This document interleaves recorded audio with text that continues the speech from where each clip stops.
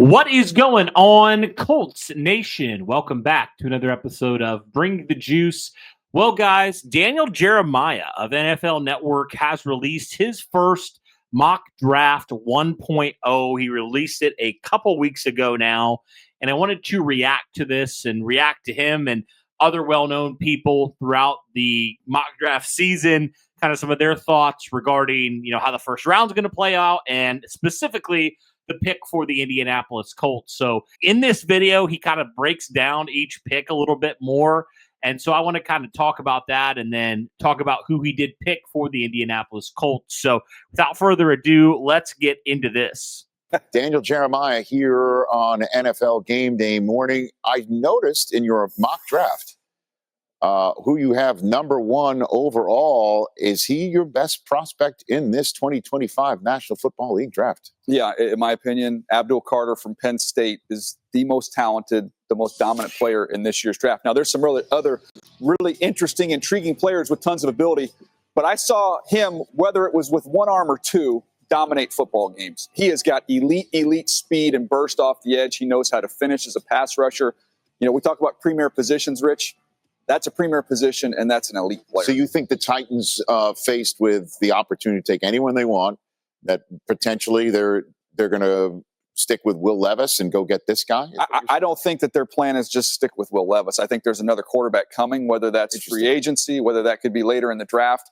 We're early in the process, but when my ears perked up when they said we won't pass on a generational type player, a special talent, that screams Abdul Carter to me. Walk us through the quarterback draft then.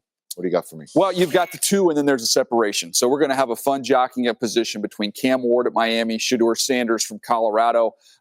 Majority of the teams that I talk to that don't need quarterbacks, because those are the only people who are going to give you an honest opinion, have Cam Ward over Shedeur Sanders, but totally different styles. Cam Ward, a little more of a power thrower, a little more creative. Think of all the different arm angles, off-platform stuff. Shedeur, a pure point guard, pure throwing motion, anticipation, accuracy, exceptional. Maybe not as much juice and high voltage as a thrower as Cam Ward. So you've got Travis Hunter going to the Browns second overall. Again, this is a mock draft. It is not the real draft, although he would like to think it is. And you are usually very, very accurate. So you have the Giants sticking at 3 and getting Cam Ward dropping to them. Yeah. That's what you'd like. I thought he'd be a great fit for them in that division and that weather and the desperate need for them. People in Cleveland are going to go, well, what the heck? What about us?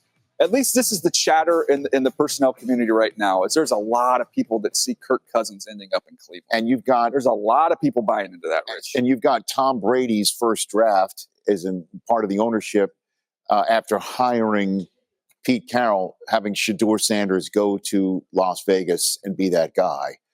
Do you think it's possible that the quarterback room for Pete Carroll is Shedeur Sanders and Russell Wilson? What do you think? Yeah, no. Why not? I mean, a lot of people are drawing the connection, and let's just get the gang back together there. It would allow Shedeur to kind of take his time to ease into it and be that guy going forward. That's why this year we got the draft. We're talking about draft quarterbacks. Right. What happens with these free agent quarterbacks is going to determine a lot of what happens with the draft. Exactly, and we don't know who's really going to be a free agent or anything of that regard. Obviously, we'll have to wait till March for all of that. Okay, so obviously with that video, you saw him kind of explaining his first couple picks there, some notable picks. You noticed, obviously, Abdul Carter going number 1 to Tennessee, which, I mean, if I'm the Titans at this point, I'm probably doing that because I think Abdul Carter is the best player in the draft, to be honest with you. And then, of course, when you look down a little bit, you got Travis Hunter going to Cleveland. That one would make some sense there, although I wouldn't be shocked if they took, one of those quarterbacks. Also, New York going and getting Cam Ward. That one seems like, a foregone conclusion. They're going to take one of the two quarterbacks here, whether him or obviously Shedeur Sanders as well, which he has down here at 6. And then some of the other guys, Will Campbell going here to New England at 4. You have Jacksonville taking Mason Graham here. And then you move down. Tyler Warren actually here goes to number 7, which is definitely probably the highest I have seen Tyler Warren go in mock drafts, although the New York Jets do have a major need here at tight end. And then when you move down, Carolina taking a wide receiver, McMillan out of Arizona. You go New Orleans taking probably the second best pass rusher in the draft in Michael Williams. You have Tyler Booker, the guard, going to Chicago. So there still are a few names here. You have another interior offensive line going here. You got Gene T going to Dallas at 12. And then when you move to 13, you have an offensive tackle going. So you move to 14 here for the Indianapolis Colts. And this one's interesting because you see the pick right after Will Johnson still available. Obviously, you still have Malachi Starks available. You have a lot of guys available here. Some more tight ends. Colston Loveland out of Michigan is available. So there's a ton of options here, but actually has the Colts going corner here, which would be definitely interesting. I don't know if I definitely agree with this because I do see Indianapolis going more the free agency route, trying to find more the veteran guy there at corner.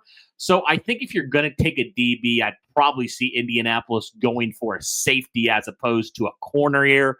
Although I do think Barron is a good player, and I think he definitely would be a guy that I would consider here. I just don't know if corner's going to be in need by the time free agency's over, to be honest with you. Especially in the first round, it could be maybe more of a mid-round guy, but I don't know if a first-round pick with all the needs the Colts have, especially if they dip into free agency like I think they should, I don't know if I'd go corner. I might go safety a little bit more here or, trade back a little bit and go get a tight end like a Loveland or, fill in the blank. There's a ton of tight ends here that you could talk about here or some other defensive players as well.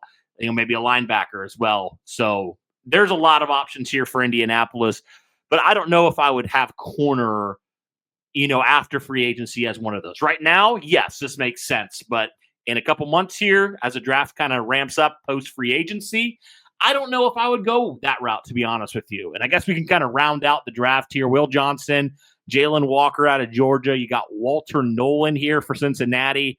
You got Kenneth Grant out of Michigan. You have Jihad Campbell, who I know people have talked about as well around the Indianapolis Colts. You got Anamawari, who is a guy that actually I had more of a day 2 selection option for the Colts, but obviously Jeremiah thinks he's going to go a lot earlier. Actually, he has him ahead of Malachi Starks in this mock draft, which is kind of interesting.